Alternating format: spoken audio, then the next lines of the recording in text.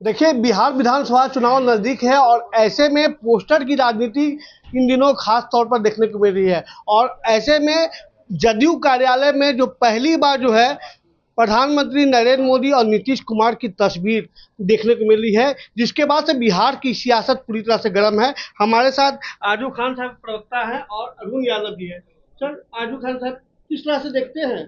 ये कौन सी नई चीज है? आरएसएस के गोद में जनता दल यूनाइटेड समाहित हो चुकी है।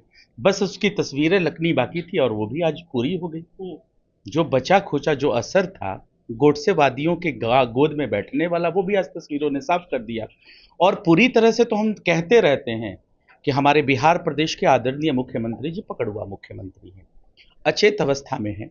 अगर पोस्टर भी कोई लगवा दिया होगा तो शायद वो अंधकार में हो।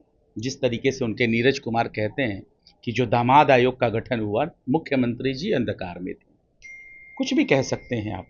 हम बात करना चाहते हैं 14 करोड़ बिहारियों की, इम्प्लीमेंट की, रोजगार की, पलायन रोकने की, सबसे कम 200 यूनिट बिजली फ्री करने की, क्योंकि बिहार ऐसा गरीब प्रदेश है जहां सबसे ज़्यादा बिजली यूनिट दर जो है महंगी है।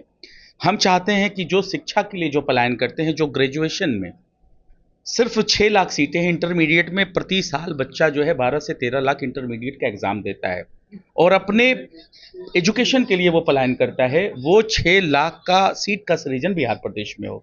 हम ये चाहते हैं। हम ये चाहते हैं कि शिक्षित बिहार हो। जिस तरीके से 20 साल के कार्यकाल में 63,000 करोड़ का पैकेज देती है एनडीए समर्थित सरकार, जनता दल यूनाइटेड, भारतीय जनता पार्टी, और पता चलता है कि इंटरमीडिएट में 100 में सिर्फ 9 बच्चे पास आउट करते हैं।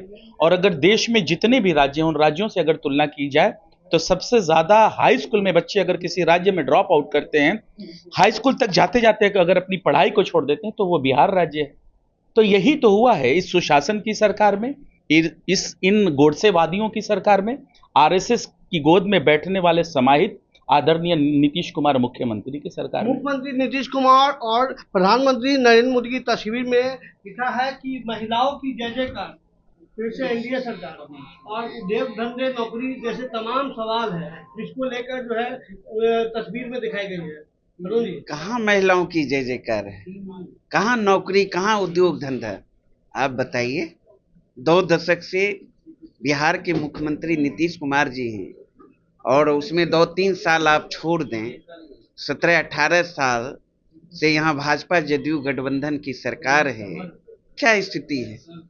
बिहार को इन लोगों ने बेरोजगारी का हब बना दिया, बेरोजगारी चरम पर। पलायन के संबंध में आप जानते ही हैं, भारत सरकार का आंकड़ा है 3 करोड़ लोग से अधिक पलायन कर चुके, एक भी उद्योग धंधे नहीं।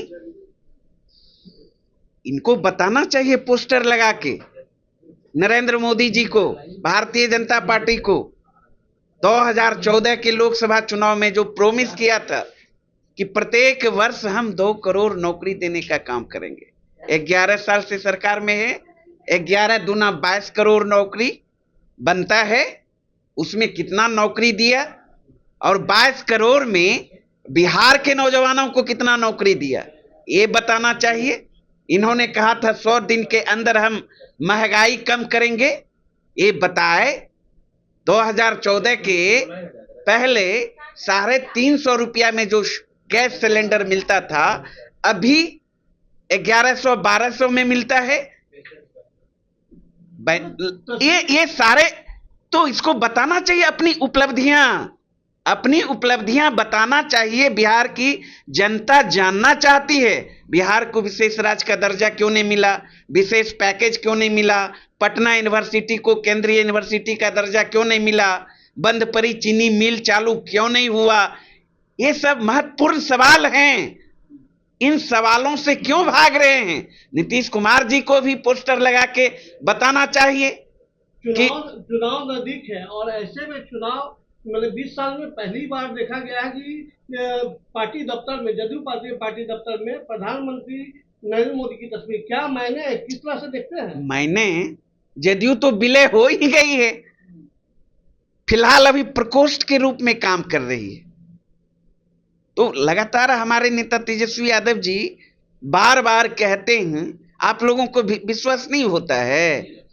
उनके इर्द गिर्द जितने सारे लोग हैं, सबों का शरीर ही जेडीयू में है, अंतरात्मा बीजेपी में समा गया है। तो धीरे धीरे देखिए ना, सब चीज तो दिखते आ ही रहा है ना, और सारा चीज दिखेगा। आजू खान साहब, बीजेपी काफी उत्साहित है, वहां पर तस्वीर लगी है प्रधानमंत्री की, काफी उत्साहित है बीजेपी। हाँ, जाहिर सी बात है, उत्साहित तो होगी ना। उसको जनता दल यूनाइटेड को कब्रगाह में पहुंचाना है तो उत्साहित तो होगी, लेकिन वो भूल जाती है कि विश्व की सबसे बड़ी पार्टी कहने वाली जनता दल यूनाइटेड का 20 सालों से झोला ढोने के ऊपर आमादा है।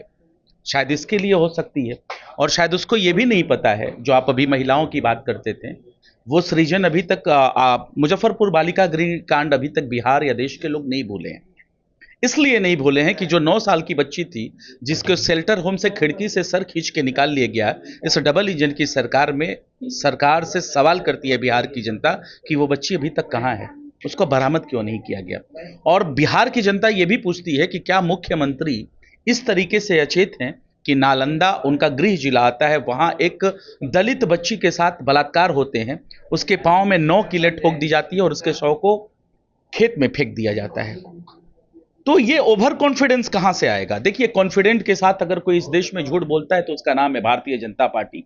क्योंकि जब देश के आदरणीय प्रधानमंत्री भारतीय जनता पार्टी से आते हैं, जो चीजें आज तक देश के प्रधानमंत्री कहते थे लाल किले से, उसको देश की जनता सही मान जाती थी। अरुण यादव जी बोल रहे कि विलय हो गया है, जदयू कहा बीजेपी में विलय हो गया, ये तो बहुत दिनों से है, बस एक तस्वीर दिखनी बाकी थी। हम तो कहते हैं जनता दल यूनाइटेड गोडसेवादी और आरएसएस वादियों की गोद में बैठी हुई है। देखिए, राष्ट्रीय जनता दल के प्रवक्ताओं ने कहा कि जो जनता दल यूनाइटेड है, गोडसेवादी और आरएसएस वादियों की गोद में बैठी है। ऐसे अब देखना है कि जिस तरह से प्रधानमंत्री और मुख्यमंत्री नीतीश कुमार की तस्वीर जो है जदयू दफ्तर में देखने को मिली है, इसके बाद से बिहार की राजनीति और कितनी गर्म होती है। पटना से न्यूज अलर्ट इंडिया के लिए अमित वर्मा।